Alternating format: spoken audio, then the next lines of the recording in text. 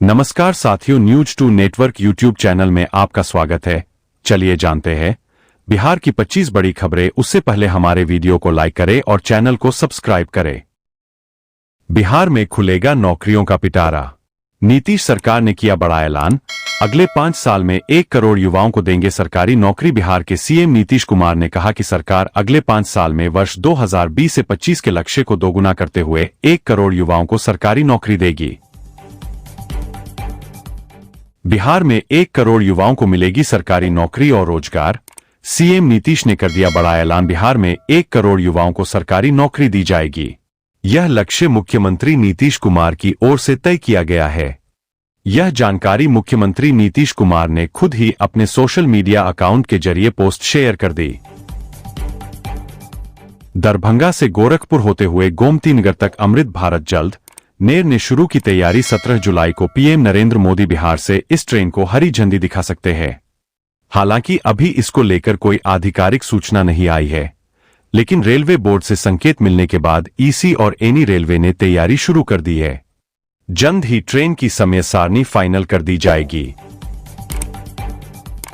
बिहार में teacher transfer नहीं रुकेंगे। सिद्धार्थ बोले, शिक्षक पैनिक न हो। 80,000 तबादले हो चुके। बिहार शिक्षा विभाग के एसीएस सिद्धार्थ ने कहा कि पैनिक न हो, शिक्षकों के तबादले जारी रहेंगे। उन्होंने बताया कि अभी तक 80,000 से ज्यादा टीचर के ट्रांसफर हो चुके हैं। इनमें से अधिकतर ने ज्वाइन भी कर लिया है। वोटर लिस्ट में विदेशी नाम। बिहार में चुनावी धांधली का खुलासा। चुनाव आयोग की रिपोर्ट से मचा हड़कंप। पटना में मतदाता सूची के विशेष गहन पुनरीक्षण के दौरान चुनाव आयोग ने चौंकाने वाले खुलासे किए। घर घर सर्वेक्षण में बूथ लेवल अधिकारियों को नेपाल, बांग्लादेश और म्यांमार के लोग मिले। 1 अगस्त को जारी होने वाली मतदाता सूची के प्रारूप में जिनका नाम नहीं है, वे अधिकारी के समक्ष अपील दायर कर सकते हैं। मतदाताओं की अंतिम सूची 30 सितंबर को प्रकाशित की जाएगी। उत्तर से दक्षिण बिहार का सफर होगा आसान। बख्तियारपुर ताजपुर पुल का निर्माण जल्द होगा पूरा। बख्तियारपुर ताजपुर ग्रीनफील्ड गंगा पुल का निर्माण कार्य लगभग 60% पूरा हो गया। इस पुल की लंबाई 5.5 किलोमीटर है। करजान तथा ताजपुर के आपस में जुड़ जाने से NH 31 और NH 28 का सीधा संपर्क हो जाएगा और उत्तर बिहार और दक्षिण बिहार के बीच एक और संपर्कता बनेगी। अब सरकारी बसों में ऑनलाइन बुक होंगे टिकट। केनरा बैंक के साथ समझौता ज्ञापन पर हस्ताक्षर। बिहार राज्य पथ परिवहन निगम BSRTC ने केनरा बैंक के साथ मिलकर ऑनलाइन टिकट बुकिंग की सुविधा शुरू की है। परिवहन मंत्री शीला कुमारी ने इसे जनकल्याणकारी कदम बताया है, जिससे यात्रियों को घर बैठे टिकट बुकिंग और ऑनलाइन भुगतान की सुविधा मिलेगी। अगस्त से यात्री वर्ल्ड लाइन पोर्टल और BSRTC ऐप के जरिए टिकट बुक कर सकेंगे। BSRTC बसों में रेलवे जैसी सुविधाएं मिलेंगी। पटना में ग्रामीण स्वास्थ्य अधिकारी की गोली मारकर हत्या। खेत में काम करते समय किया गया हमला। बिहार के पटना से एक बेहद सनसनीखेज खबर सामने आई है। यहां एक के पिपरा इलाके में एक 50 वर्षीय ग्रामीण स्वास्थ्य अधिकारी की कथित तौर पर गोली मारकर हत्या कर दी गई।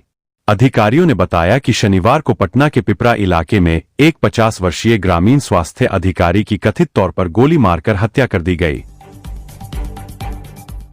बिहार में लोग गर्मी का प्रकोप झेल रहे हैं। कई जिलों में गर्मी की वजह से राज्य में बिजली की रिकॉर्ड खपत हो रही है। बिहार में रिकॉर्ड बिजली की खपत हुई है। शनिवार की रात 9.07 मिनट पर 8,560 मेगावाट बिजली की खपत हुई, जो अब तक का अधिकतम है।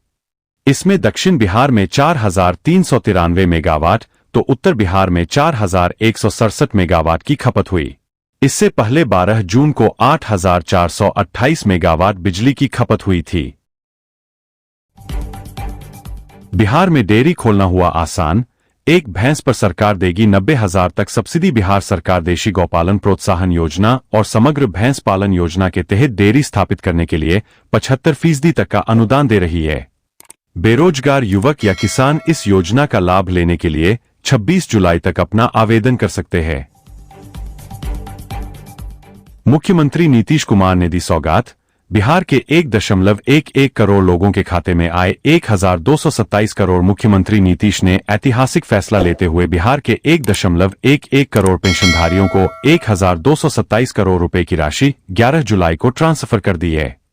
पहली बार लाभार्थियों को बढ़ी हुई दर 1100 रुपए प्रतिमाह के हिसाब से पेंशन मिली। सरकार ने हाल ही में दिव्यांग, बुजुर्ग और विधवा पेंशन की राशि 400 रुपए से बढ़ाकर 1100 रुपए प्रति महीना कर दी थी। और कितने मर्डर के भेंट चढ़ेंगे बिहारी, नीतीश की पुलिस के खिलाफ खुलकर आए चिराग पासवान। लोजपा रामविलास के मुखिया चिराग पासवान ने बिहार में लगातार हो रही हत्या की वारदातों पर नीतीश सरकार की पुलिस पर सवालिया निशान खड़े किए हैं। अपने ही गठबंधन एनडीए की सरकार पर सवाल उठाने से चिराग की सियासी गलियारों में चर्चा है। बिहार में बीते 7 दिन में 17 लोगों की हत्या हो चुकी है, जिसमें पटना में मशहूर कारोबारी गोपाल खेमका के साथ साथ सीवान में 3 लोगों की हत्या, पूर्णिया में एक ही परिवार के 5 लोगों की हत्या भी शामिल है। चुनाव से पहले राज्य में बढ़ रहे अपराध को लेकर सियासत तेज है। विपक्षी दलें कानून व्यवस्था को लेकर सरकार और प्रशासन को घेर रही है, लेकिन बात अब केवल विपक्षी दलों तक ही सीमित नहीं है। सत्तारूढ़ एनडीए गठबंधन में शामिल दलों के नेता भी सवाल खड़े कर रहे हैं। शनिवार को हद तो तब हो गई जब राज्य के डिप्टी सीएम विजय सिन्हा ने लॉ एंड ऑर्डर पर पुलिस पर सवाल खड़े कर दिए। यूपी के बाद अब बिहार, मतांतरण कराने वाले बड़े रैकेट का पर्दाफाश, एक गिरफ्तार। पूर्णिया के बायसी में मतांतरण रैकेट का पर्दाफाश हुआ है। ग्रामीणों और विहिप बजरंग दल की सक्रियता से मामले का खुलासा हुआ, जिसमें अनिल राय उर्फ अनिल दादा नामक एक व्यक्ति को गिरफ्तार किया गया है। आरोप है कि वह ईसाई मिशनरियों के प्रभाव में हिंदू परिवारों को प्रलोभन देकर मतांतरण करा रहा था।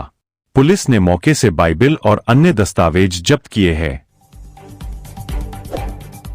दिल्ली से पटना के बीच चलेगी बुलेट ट्रेन, 350 किलोमीटर की स्पीड से हावड़ा तक जाएगी। क्या होगा रूट? दिल्ली से पटना होते हुए हावड़ा तक के लिए बुलेट ट्रेन चलाने की योजना है।